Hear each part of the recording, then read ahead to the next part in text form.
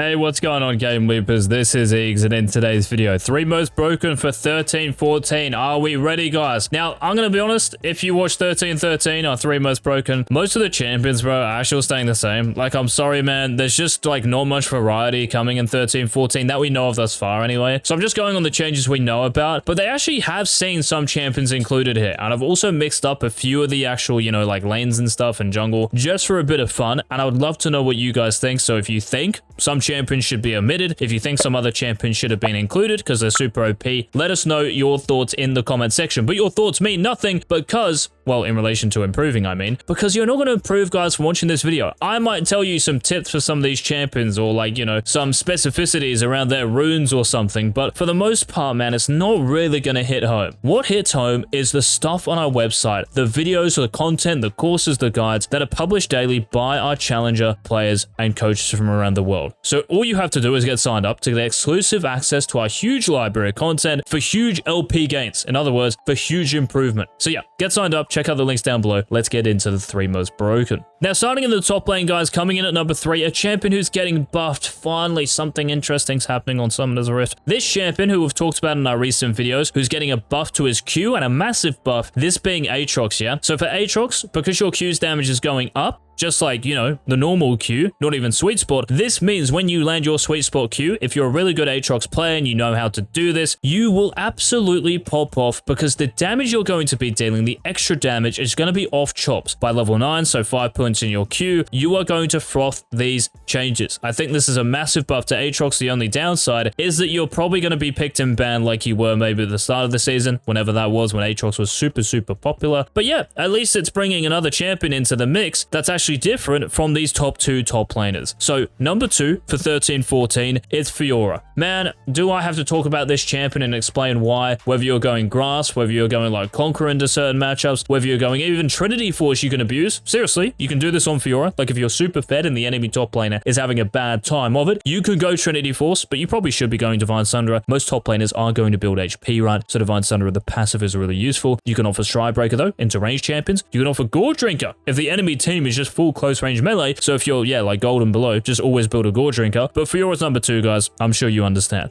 And I'm sure you understand number 1 as well. If you guys like a bit of hockey, time to bring out the hockey stick, bro. Time to bring out the Wayne Gretzky mate at the top lane, a bit of Jax. So this dude who looks like Master Yi on steroids just without a sword, he's still going to be the best top laner, man. If you're going grasp into hard matchups, if you're going lethal tempo into free extended fighting matchups, bro, this champ is the nuts. Just like Fiora, you can go Trinity Force because, well, you actually appreciate it probably a little bit more, like the attack speed you get, right? Because now it's an extra 5% since they changed it, right? Jax really likes that, especially when you pair this with his passive and tempo stacking, of course. So Trinity Force is great, especially if you're snowballing. But again, if you are versing someone who's going to build HP in the top lane, Divine Sunderer is definitely a go-to. And bro, like, I don't want to talk anymore about top laners. Well, Aatrox, I'm happy to, but yeah. Aatrox, Fiora, Jax, guys, your top 3 top laners for 13-14. Moving into the jungle, there's no more variety here than, you know, in 13-13. Number 3 is NIDALEE. They've buffed her movement speed, they've buffed her armor, they've buffed her armor scaling as well. Like, just get me out. Why is this champion getting buffed, man? Look at Challenger, by the way. She's legit banned in like 50% of games. That's with the second jungler as well. This is Rek'Sai. Rek'Sai got nerfed, Teagues. Bro, Rek'Sai getting nerfed. Like, I thought the nerfs were actually kind of big, but I didn't realize how OP Stridebreaker was, man. Like, Stridebreaker with Rek'Sai, because of the extra 10 AD in this, bro, it makes up. Like, they actually have to nerf your base AD by 10, I swear, to actually, like, compensate for how OP Stridebreaker is, man. So, yeah, that's why Rek'Sai's here. NIDALEE, again, because of all the buffs to her. And at number 1, we have a Trinity Force abuser. Who is this? Despite getting nerfed just like Rek'Sai in last patch, this is KINDRED, man. Base AD went down, HP went down. I thought this was going to be impactful, but it's not because Triforce is just so incredibly busted, man. Can they please put some sort of like range cap on this? I mean, it's the balance team, so they probably won't be. Like, there must be some sort of like KINDRED main on that balance team in gold NA. But yeah, those are the 3 best junglers, guys. Undisputed, I think, as well. Nid, Rek'Sai, KINDRED. Maybe you can throw in Rek'Sai here. Maybe, you know, Kha'Zix is still okay with Duskblade. But these 3 are the cream of the crop. Moving into the mid lane, number 3. We have a champion who got indirectly nerfed last patch because Static Shift got a little bit worse. But with Static Shift, guys, you're still keeping the actual like lightning effect, right, to minions and stuff and champions near it, and you're still keeping the movement speed and kind of like the utility it gives you. So for a mid lane champion like LeBlanc, I know her win rates have gone down, right, like 0.5% or something in most elos, but in Challenger, bro, like in actual high elos where people really play this chick at the highest level, she's still really good. Just make sure, please make sure you are going Fleet Footwork as your keystone, right, and then for your actual mythic item, don't go Ludens or anything. 9 Harvester is insane. insane. Just again, make sure here you have presence of mind. Otherwise, you will be like after 30 seconds of the laning, okay? So fleet footwork, presence of mind, and then taking Night Harvester after your static shift and Sorcerer's Shoes. Okay, very important. But LeBlanc is here. Just be a little bit careful about blind picking her because Lissandra, Malzahar, like I mentioned in our last video, those champions do exist. Number 2 is Neeko, champion who might do pretty well against LeBlanc because you can just E as soon as she W's into you. And Neeko's going to do very well, guys, against pretty much every mid lane champion. There might be some annoying matchups for you, but for the most part, man, Neeko's kind of like Annie, but just a lot stronger at the moment because the Annie nerfs have really just put her out of contention here. So even though Neeko got nerfed, I know, especially like the Q cooldown going back up, you know, scaling down from 9 seconds now instead of being a flat 7 seconds, even if you're coming out of your, you know, like ultimate a little bit sooner, if you're disguised, like who cares about this? Like you're still keeping the 120 like percent AP ratio they gave this. They buffed this like a few patches ago. So yeah, Neeko's number 2. Stats back this up in like every single elo. But number 1 is a champion, a mid laner, an AP assassin who's really frothing it because of the Lost Chapter buff a few patches ago, right? So because Lost Chapter went from 1300 gold to 1100 for the Fisherman, for FIZZ in the mid lane, one of the biggest cucks to FIZZ, well, in recent times anyway, it's just mana issues, right? Because your E costs a lot of mana. If you use your E like a couple of times in the first, you know, before your Lost Chapter anyway, you're going to go But because you're getting Lost Chapter earlier now, that gets you through that awkward laning phase period. This also gets you, because you're getting Lost Chapter, it's a really important spike, probably to Luden's Tempers quicker as well. It is accelerating your scaling as FIZZ. It gets you to Luden's quicker, and it's just been unreal for this champion. Again, blind picking FIZZ, you have to be careful, especially in higher elos, because people will be able to play, you know, like Tristana, Galio, these type of champions, right, and really cuck you. But in lower elos, you can probably get away with blind picking him. I'm just saying that you do have some bad matchups. But yeah, the stats just say that FIZZ is an S+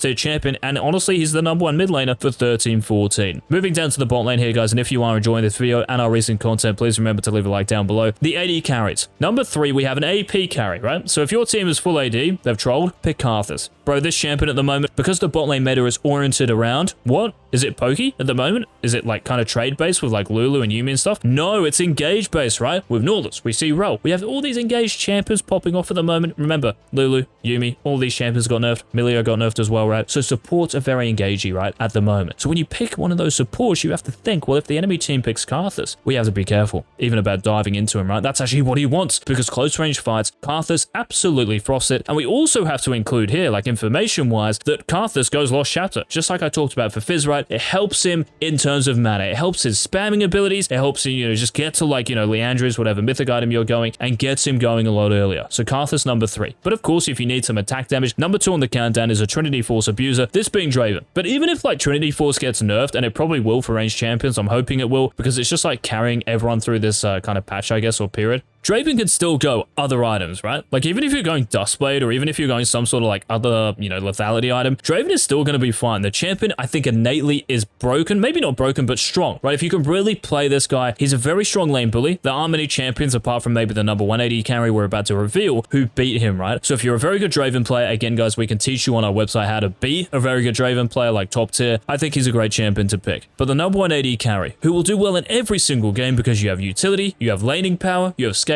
this is Ashe. And of course, we're playing Ashe with Trinity Force. It's so busted, man. Now, with Ghost next patch, we have to, you know, include here. The Ghost is getting changed, guys. So it's going to be lasting 15 seconds, not 10 seconds, but you're not getting the reset on kills and assists, right? So in those team fights, if you're an AD carry, not getting the resets is important because fights last longer, right? But I don't think it's actually too bad because 15 seconds is a long time, especially early game. And hopefully if, you know, you're a good AD carry player, especially on a champion like Ashe who snowballs really well now because of how broken Trinity Force is, I think you might be able to abuse this actually more in the early game and actually be happy with losing a little bit late game in those team fights, right? But yeah, anyway, guys, Ashe is number 1 in every single elo. She's popping off right now, incredibly strong. So that's why she's here. Now, moving down to the supports. Guys, at number 3, I've actually just put the support in to talk about someone else who isn't like Blitzcrank or Thresh. This is Janna. Now, Janna isn't the most like amazing blind pick champion, right? Because anyone with like an insta hook, so I'm talking like Blitzcrank, maybe even a champion like Nautilus, right? It's very risky picking Janna, okay? But Janna does really well into certain champions with engage. So if we think of Leona, as soon as you see that Leona E, bro, onto your AD carry, as long as you time your Q right, you can interrupt the Leona.